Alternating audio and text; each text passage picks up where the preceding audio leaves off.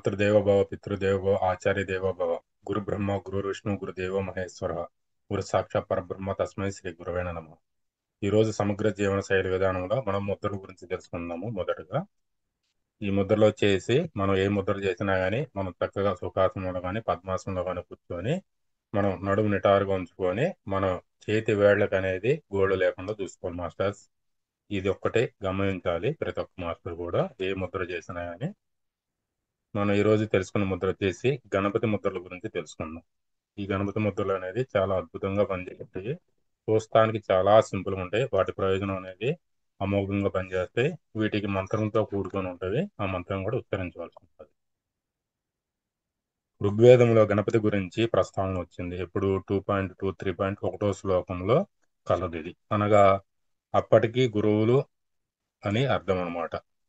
అన్నింటికి పురాతన గ్రంథములైన గణపతి ఉపనిషత్తులో 17వ శతాబ్దంలో రచించిన 108 ఉపనిషత్తుల్లో 89వది ఇది. ఇది ఎన్నో ముద్రల రూపంలో కలదు. అందున గణపతి అథర్వ శీర్ష ఒకటి. అది అథర్వణ వేదమునకు సంబంధించినది.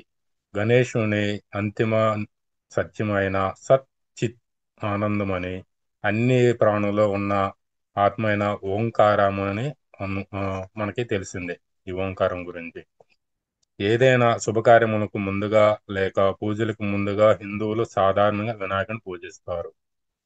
తాంత్రిక పూజల ప్రకారము ప్రతికూలతలను మరియు సమస్యలను దూరం చేయుటకు గణపతిని పూజించుచు సాధనంలో 7 ముద్రలు కూడా గలవు.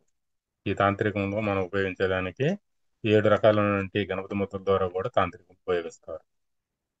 ఇవి చేసిన మానసిక శారీరక ఆరోగ్యము చేకూర్చును. వీటిని గురించి ఈ క్రింది శ్లోకంలో వివరించబడెను. దంతపాశ అంకుశ విఘ్న పరశు లడ్డూకః బీజపుర హవ్య విఘ్నాయ విఘ్న పూజతే.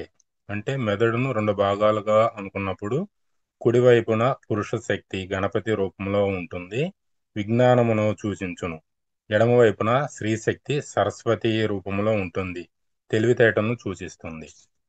అట్లానే మాంత్రికుడు అంటే క్షుద్ర శక్తులు అంటే చేతబడి చేసేవాళ్ళు ఎవరి మీదైనా ప్రయోగించినా వారు తెలివితేటలు కోల్పోయి మానసికంగా నీరసించెదరు.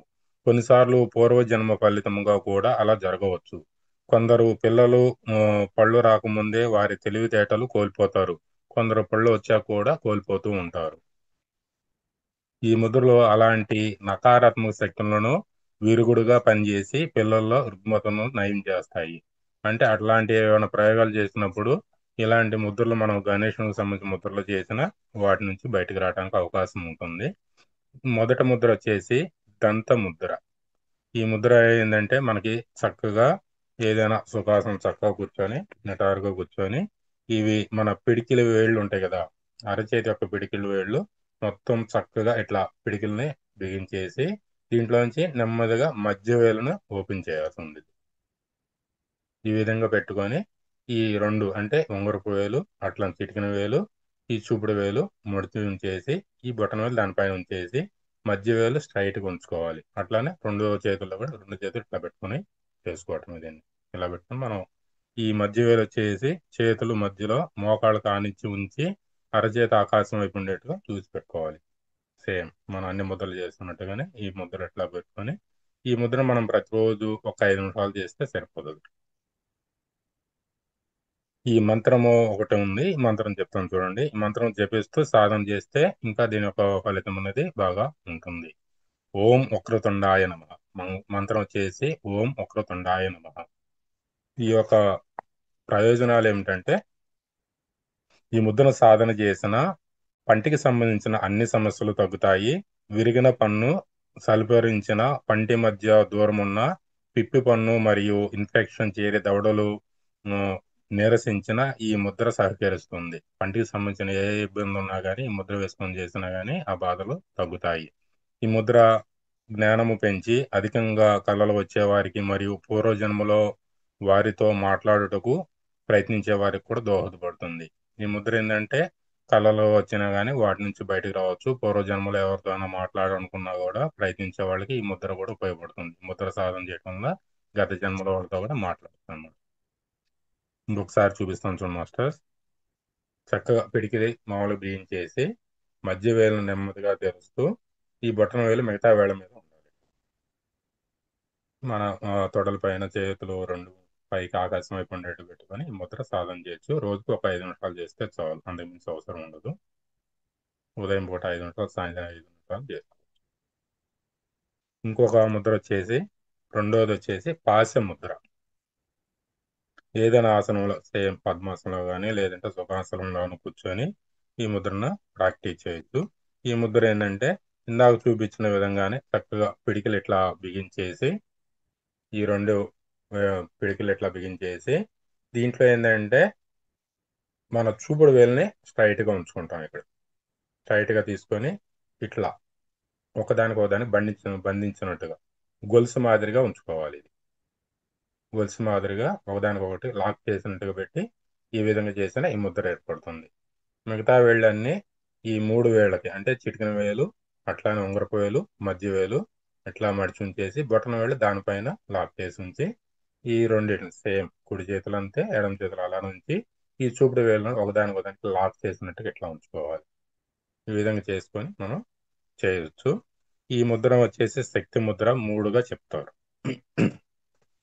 ఈ ముద్ర కూడా మనం రోజుకు ఒక 5 నిమిషాలు ప్రాక్టీస్ చేస్తే సరిపోతుంది మాస్టర్. ఈ ముద్రకి మంత్రం వచ్చేసి ఓం క్రీం గ్రీం ఐం శక్తి వినాయకాయ నమః. ఈ ముద్ర మంత్రం వచ్చేసి ఇంకోసారి చెప్తాను వినండి మాస్టర్స్. ఓం క్రీం గ్రీం ఐం శక్తి వినాయకాయ నమః.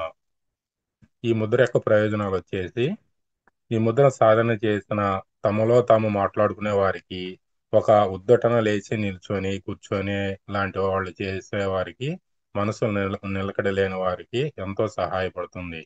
కొంతమంది ఏంటంటే వాళ్ళకి మతి స్థిమితం లేక వాళ్ళలో వాళ్ళ మాట్లాడుకుంటూ ఉండేవాళ్ళు కానీ, లేదంటే ఎవరితో పాటు మాట్లాడుతూ అందరితో కూర్చొని మాట్లాడుతూనే ఒక్కసారికి లేచిపోతూ ఉంటారు కొంతమంది. అలాంటి మానసిక ఇబ్బంది ఉన్న వాళ్ళు ఎవరైనా ఈ ముద్ర చేసిన మానసిక శక్తి పెంచి మనసును నియంత్రణలో ఉంచుతుంది. ఎవరైనా చేతబడి ప్రయోగం చేసినా తద్వారా సంభవించు ప్రతికూల ప్రభావాలను ఈ ముద్ర అడ్డుకొని చేతబడి చేసిన వారికి తిరిగి ఈ ప్రభావం చూపిస్తుంది.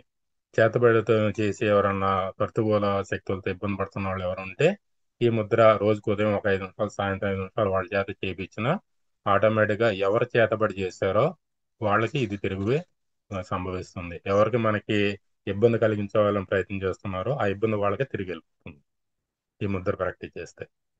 మంత్రం వచ్చేసి ఇంకొకసారి చెప్తాను వినండి మాస్టర్.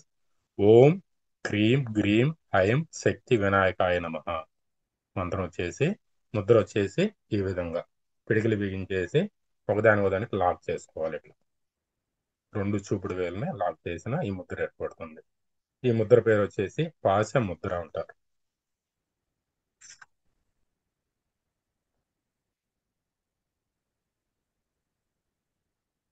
Okay madam. ఈ సదవకాశం కల్పించిన మీకు రంగనాథ్ సార్ గారికి సదవస్వర ఆత్మ